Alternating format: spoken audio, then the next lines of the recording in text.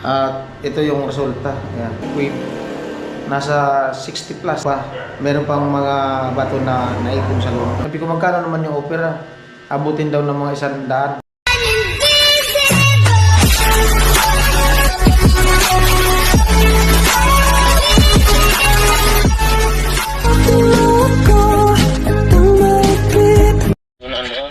Tapos, tapos sabi ng doktor, kailangan mag-CT scan. Kasi bakit daw? CT scan kung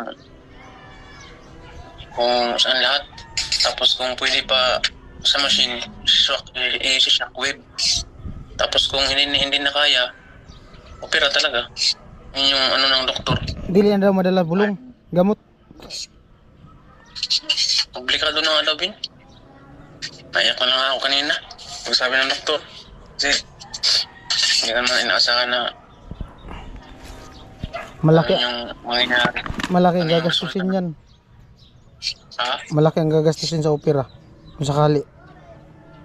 Oo. Yung machine, shockwave, magkano daw? Ang shock ko. Ano yun? Sa 60 plus? Pila? 60 plus. 60? 60 plus. Nako. Yung opera, Hirap na. Na-stress na ako, ha? yung opera. Makalo ko pas 100 daw.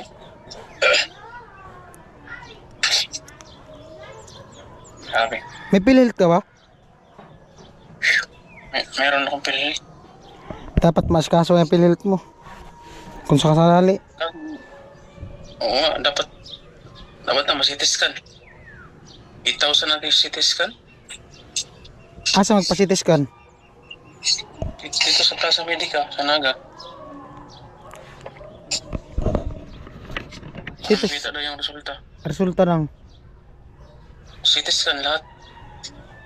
sa ulo nga yan, sa ulo. Lahat yan. CT scan, ulo lang naman ang CT scan sa mo. Hindi ko alam ano bang Pag CT scan, ulo. ano yan. Ba't sa ulo? I-kidney man ang ano. Sa alam. Yan, sa likod. Yan, sa likod. Oo. Lahat yan. Lahat ng pinarawa. Yan ang katawan. Kaya pa, pag problema na tayo kung may lang gamot, yung CT scan, 8,000 yan eh. Yari talaga. Ha? Yari talaga. Malas? Malas yung ano ko. Sige, update na lang ako, update. Message lang ko. Oh. Salamat.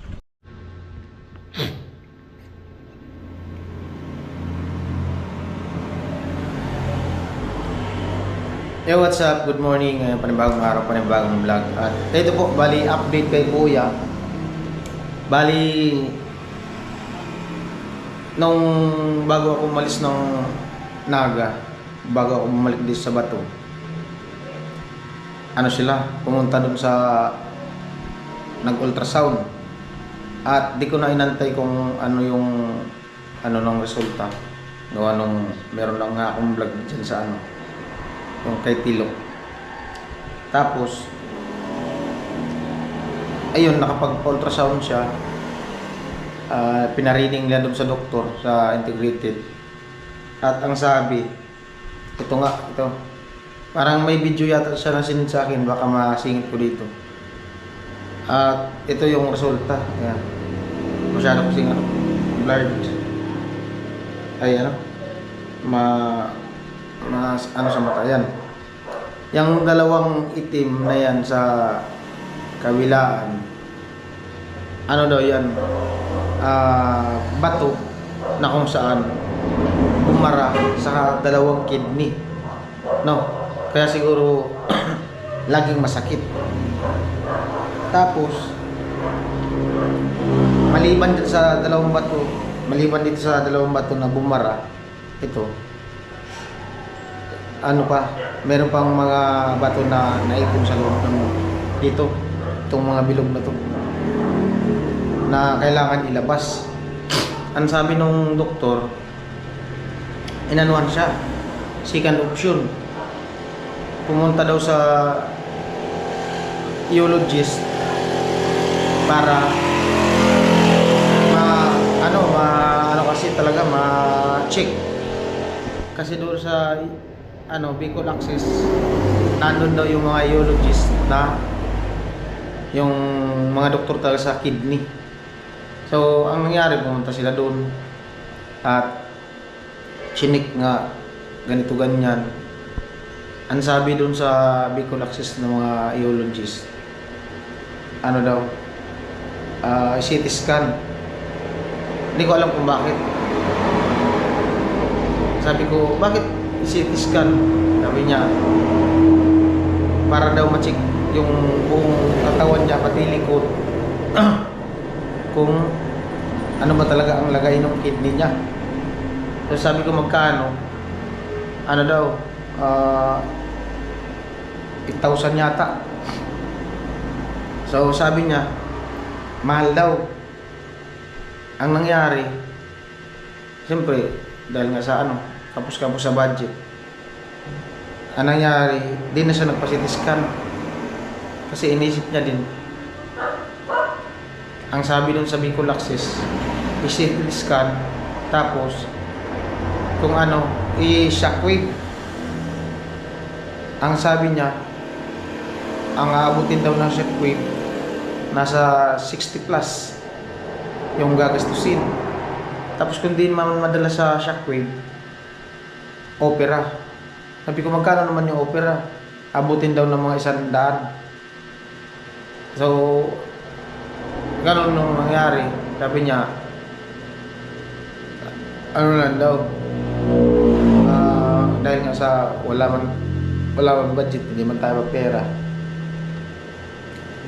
Buti nga may mga sponsor na tumulong na pag ng gamot at yung sa check up niya, yung need na mga gamot niya nabili. Sabi ko sa kanya, maraming nagko-comment na ganito ganyan yung gawin mo. Sabi niya, yun lang daw yung gawin niya, na mga herbal. Then yung imimintin niya na gamot, kasi maraming gamot na resita sa kanya. Excuse me. So, yun ang nangyari. Sa ngayon, pauwi na sila ng Burias. Salamat kay Ate Eva, Kuya Ronnie. Nagpaabot sila ng 2,000. Ang nangyari, dahil nga sana dito na ako sa bato, silend ko sa Gcash, doon kay Utol.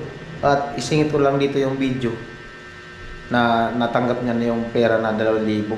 So ayan, maraming salamat sa sa mga viewers na nagsuporta sa aking YouTube channel, mga hindi nag-skip ng patalastas, at siyempre sa nagbigay tulong kay Utol Pops.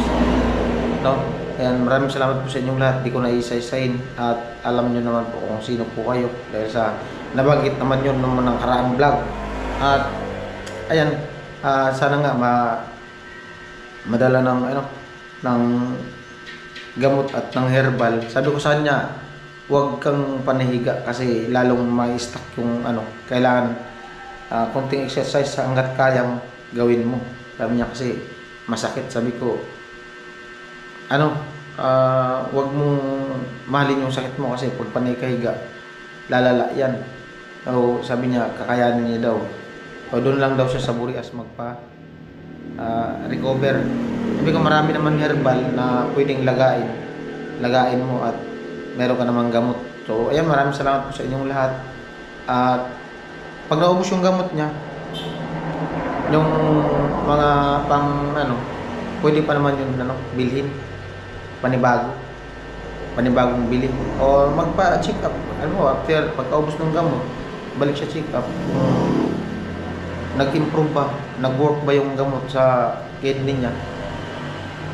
So ganun lang. Sabi ko sa kanya, sabayan mo ng dasal at tatagan mo yung loob mo. Kaya maraming salamat po sa patuloy na suporta. At ayan, abangan na lang yung mga ini-update sa kay Utol Pops. At ayan, good morning ulit. Bali 5:50 ng umaga. Ayan, maya-maya maligo na din ako. At Eva at kay Kuya Ronnie, maraming salamat po. Ito na po yung